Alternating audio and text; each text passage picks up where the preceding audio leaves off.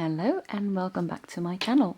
Today I'll be showing you how to do the bubble stitch pattern. I've already casted on a little border of seed stitch. You don't have to do this, I'm just doing this for the little sample. What you do need to do is, for this pattern, you need to cast on a multiple of 4 stitches plus 3 edge stitches.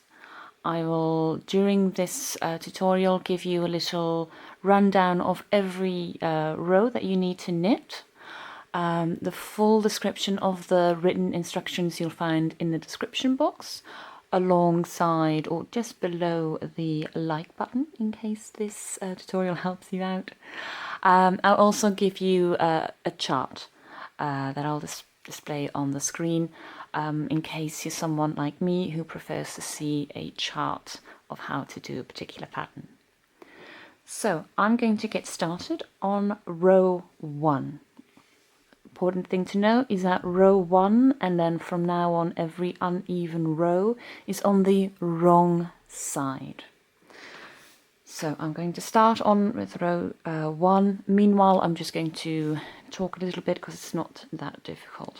I'm first going to do just 3 seed stitch knits. This has nothing to do with the pattern. Ignore. Now we start. Wrong side, row 1, purl all the stitches. Not that hard. This pattern, it's non-reversible, meaning it has a right side and a wrong side, and it is a repeat of 12 rows, which sometimes can sound quite intimidating. 12 rows to remember, 12 rows to keep an eye on, but it's not that much actually. There are only really 2 rows where you have to keep your wits about you. All the other rows, so 10 out of 12 rows, are actually just stockinette stitch, so that's lovely. Just going to end with 3 seed stitch edges for my border. Again, ignore. So, row 2, right side, knit all the stitches. So I'm just going to skip a little bit because otherwise I'm doing 3 stitches of edge stitch. Ignore. So now knit all the stitches.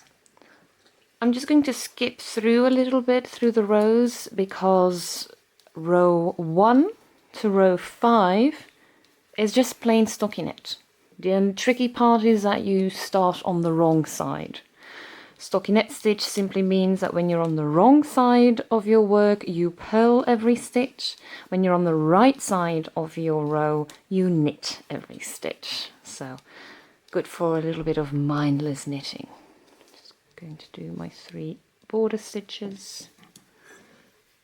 Row 3, again we're on the wrong side. Just doing my border stitches. That was my dog, in case you heard her. Purl every stitch. Now, as I said, this is a 12 row repeat. You do have to do the entire 12 rows before you really see the effect of the bubble, so to speak. You have to do a bubble row, I'll call them, at row 6 and at row 12. If you only go just row 6, it'll look a little bit weird. You have to trust the process. That this is a kind of stitch where you really do have to trust the process. There, I'm now at, if I remember correctly, at row 4. And I'm just doing my border stitches. So row 4, right side, knit all your stitches.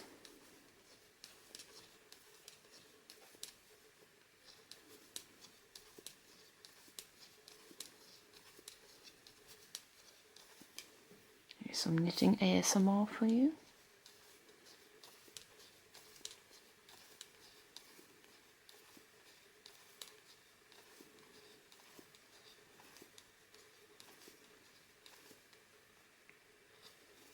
My border stitches you can completely ignore. Row 5, wrong side, you purl all your stitches. I will admit I'm going quite fast through row 1 and row to row 5, simply because I don't think you're that interested in just watching me knit plain stockinette stitch. I think if you are trying out the bubble stitch pattern that you've already nailed the stockinette stitch. In case you're wondering why I'm holding my yarn very weird, in a very weird way, I knit in the continental style. This is irrelevant for the pattern. You can hold your yarn however which way you want. Alrighty then, we are now at row 6, which is a juicy row. This is a bubble row, I'll call it. I'm just going to get rid of, well, just gonna knock off my edge stitches. So, row 6, right side. First do 3 edge stitches. You knit 3. So 1, 2, 3. Now it's the repeat, which is knit 4 below, knit 3. So I'll show you the knit 4 below, because this is really the trickiest part of the entire pattern. You go, instead of knitting the stitch as you normally would, you go not in this stitch, not 1 below, not 2 below, not 3 below, but 4 stitches below. So you do not count this one, but you go 1, 2, 3, 4, put your right needle point in it, coming out here, you wrap your yarn, and then it helps if you pull your yarn the back more to the right, and then let it come out, hold it up on your right needle, the stitch all the way up above. Don't forget, knock it off. It's very important. One, couple of tricks, a couple of things to remember. One, do not forget to take this one off, because if you otherwise now start knitting it by accident, you will slowly increase your stitches and the bubbles will not really line up nicely. So do not forget, you knit one, you drop one off. So now you have this weird thing going on here. What to do with everything above? You can either already loosen them up, so you drop all those stitches and continue, or you could have just left them as they were and continue with your work and then later just pull it out. You can do both, it depends. Now, I'm still on this stitch. The question is often how loosely, because you've knitted 4 rows below, how loosely do I keep this? How taut do I keep this stitch? The answer is you keep this stitch just as taut or just as short as all the other ones. So it's not because you're all the way down here that this stitch has to be this long. No, because then you will not get the bubble effect. You keep it just as taut as all your other ones. Same with your next stitch, the first of your knit 3. You keep it just all the same length. 1, 2, 3. So as I said, you need to do the entire 12 rows before you can really see the effect. Because right now, this just looks like a hot mess, but trust the process. So, going to go again, not in the stitch, but you go 1, 2, 3, 4 below, you go in here. Pull it out, keep this same tightness or tautness as here, drop this one off, knit 3. 1, 2, 3. Again, not that one, but you go 1, 2, 3, 4 below. Some people have a little bit, especially beginners, have some difficulty with getting this stitch out so many rows below. If you do, you can maybe use a crochet needle as a little assistant here. Again, 1, 2, 3, making sure that all your stitches are the same length. Nothing has to suddenly be that much longer. 1, 2, 3, 4 below, wrap it around, out, knock it off. Again, 1, 2, 3, 1, 2, 3, 4 below,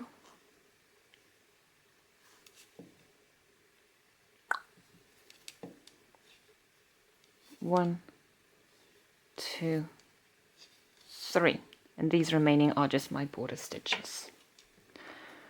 So all that is left to do now is row 7 to row 11 is again just stockinette. I'm just going to do the first row, so row 7 now, afterwards, after your first bubble stitch.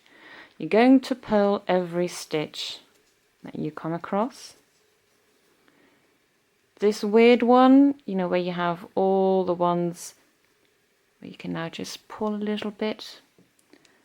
Purl it like every other stitch, like a very normal stitch. You just ignore all the dropped stitches. When you come across one, you can just, with your fingers on either side, just up and down, kind of like milking a cow. I don't know, I've never done that before. And then you get them nicely done. You just purl all your stitches. I'm just going to skip ahead now to row 12. So as I just said, row 7 to row 11 is just stockinette stitch. You purl every stitch on the wrong side of the work, you knit every stitch on the right side of the work.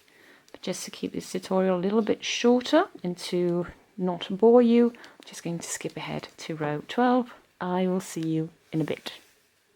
And we're back for row 12. We are on the right side of the work. So we're going to start this with one edge stitch. So we're going to knit 1, and then we're going to repeat knit 4 below, knit 3. Basically the same repeat as in row 6, only the positioning of where specifically the knit 4 below is in to the other row is somewhere else. So knit 4 below, not in the regular stitch you normally would do, but you go 1 below, 2 below, 3 below, 4 below. Or as I heard during Halloween this very, well, I think it was a funny way of remembering how to do normally a regular stitch, but maybe you could do it for how to remember this knit 4 below, and how to remember to take this one off is you stab, sorry, you strangle, you scoop out its guts, up, and then you throw the body off a cliff. It's normally like the very dark humor kind of way on how to remember how to knit a regular stitch, but you can maybe use it to not forget to throw the body off the cliff, because otherwise it would just be such a pain if you realize 6 rows later, like, oh no, I messed it up, I have to redo it all. So knit 4 below, knit 3, 1, 2, 3, making sure that everything is of the same height, same length. You can already see some of the bubbles coming through here. You can see here it is very, very flat. Remember that? I'll be coming back to that in a second. So knit 4 below, 1, 2, 3, 4,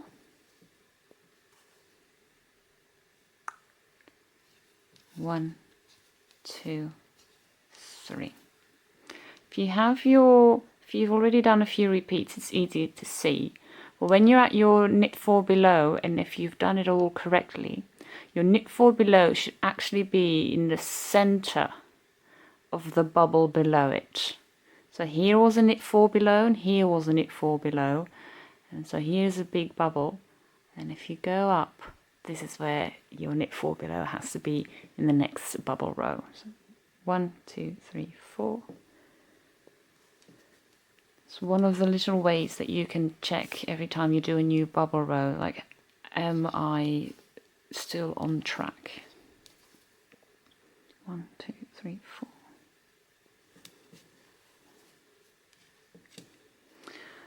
I often also get question is, I've forgotten which row I'm on. How can I tell based on the pattern?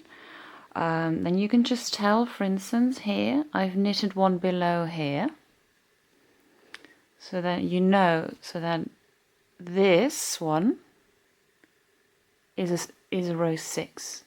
So if you count up, row 6, 7, 8, 9, 10, 11. This is row 12. Where am I at? No, I've forgotten. Oh yeah, this was a knit 4 below. So 1, 2, 3, 1, 2, 3, 4. 1, 2, 3, 1, 2, 3, 4. Oh, sorry, I forgot. So this was the last full repeat, knit 4 below, knit 3, and then you have the last 2 edge stitches, which is another knit 4 below, 1, 2, 3, 4, and a knit 1. And I'm just doing my border stitches.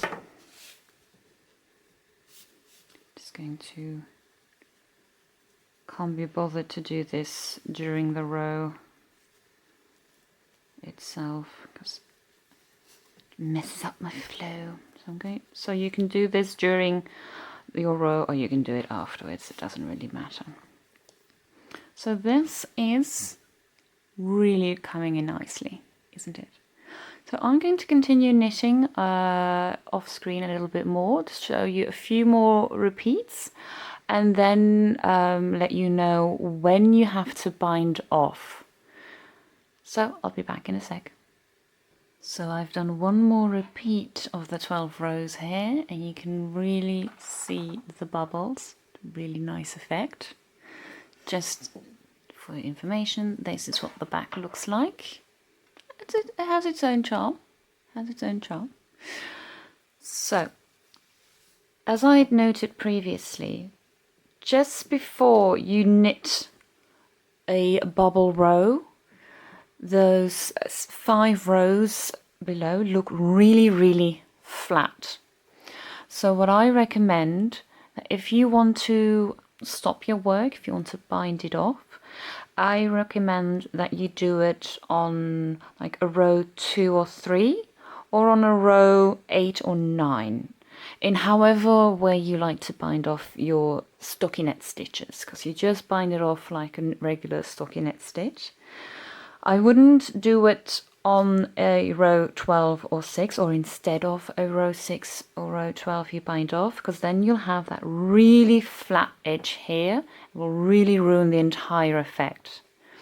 If you do it on the next row, like the row right after your bubble, it might look a little bit wonky. I think give it one more stockinette stitch after the bubble row just to really smooth it all out, and then it's very convenient for you to start binding it off. So this was my tutorial today on how to knit the bubble stitch pattern. I hope it was informative. If it was, please give me a like. You can subscribe to my channel. You can always leave a comment down below on what you thought of the tutorial. and I hope I'll see you next time. Bye.